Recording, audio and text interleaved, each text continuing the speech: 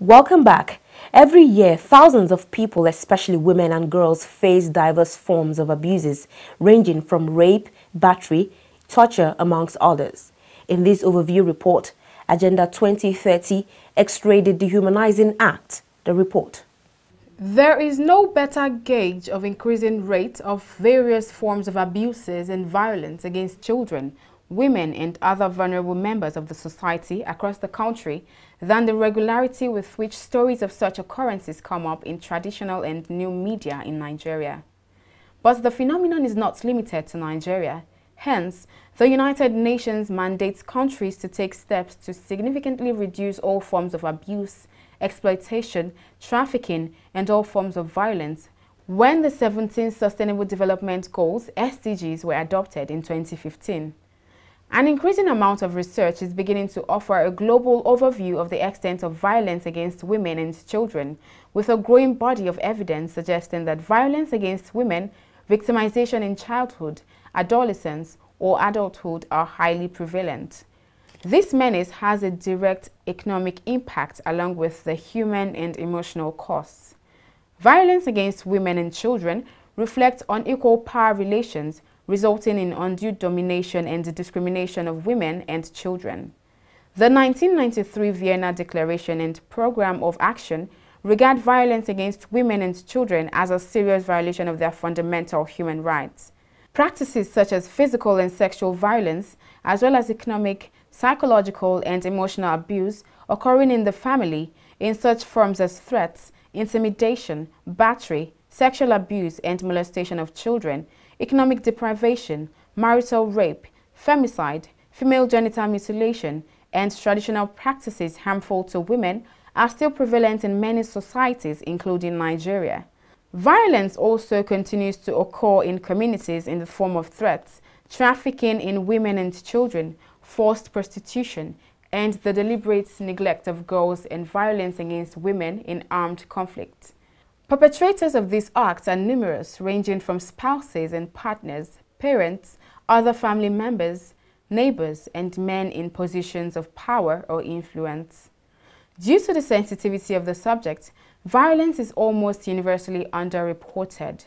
Nevertheless, the prevalence of such violence suggests that globally, millions of women are experiencing violence or living with its consequences. Most abuse often escalates from threats and verbal abuse to physical violence. Domestic violence may even end up in murder. Usually, the key elements of domestic abuse are intimidation, humiliating the other person, and physical injury.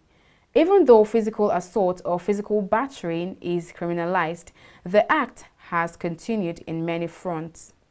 While the prevalence of violence against women and children continue to increase, existing measures to protect them against violence have proved inadequate, ineffective, and biased against the victims. Violence against women and children in Nigeria is perpetrated by inadequate legal framework to address this important social phenomenon. Where the legal provisions exist, a poor understanding of such provisions at the national and subnational levels hamper progress in the efforts to protect women and children. This is complicated by delays, manipulation, and obsolescence of the judicial process. In addition, poverty, stigmatization, illiteracy, and the overall poor socio-economic status of the victims militate against progress. It is believed that strengthening the judicial structure and taking appropriate measures to enforce laws and impose penalties, punishment, and other mechanisms will help in the prevention and eradication of violence against women and children. Introducing, as a matter of priority, administrative mechanisms for women and children subjected to violence, effective access to counseling, restitution, reparation, and other forms of dispute resolution will no doubt complement these efforts. But the global community, and indeed the Nigerian government, has not been blind to this. The need to address the menace prompted the inclusion of institutional mechanisms in the framework of the Sustainable Development Goals, which are defined in the 2030 Agenda for Sustainable Development.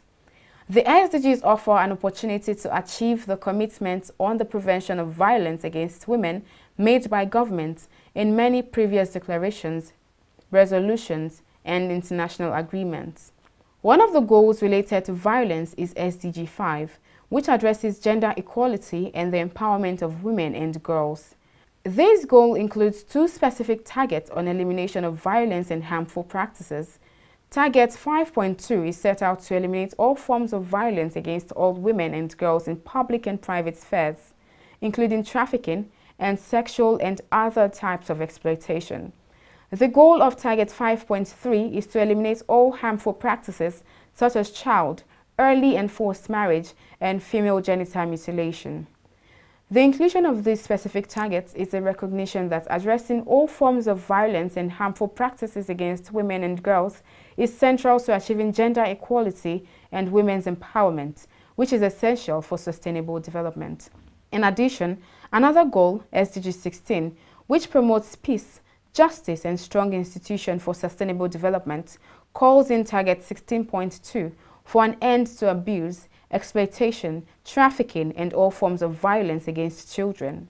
This is the first time that a global development agenda has addressed all forms of violence against women and girls, as well as violence against children.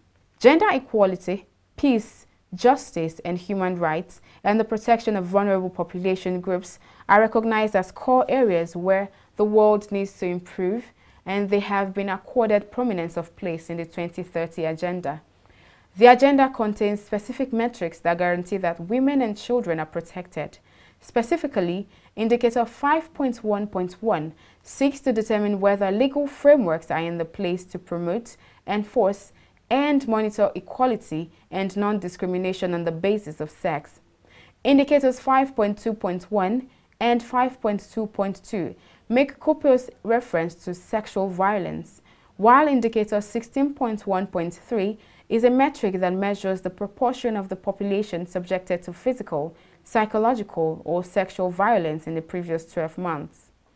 Other SDGs indicators, such as 16.2.1, seek to protect children in particular by measuring the proportion of children aged 1 to 17 years who experienced any physical punishment and/or psychological aggression by caregivers in the past month. In Nigeria, since the adoption of the SDGs, different measures have been put in place. These range from institutional to creative works, as evident in the gender-based violence movie titled Filth, which depicts the ills and effects of crime, domestic abuses, gender-based violence, rape, and murder in the society.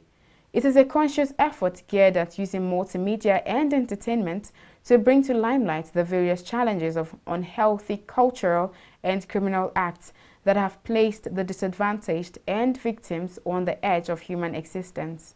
Experts believe that the conscious implementation of the mandate of the SDGs by all stakeholders will no doubt help address the scourge.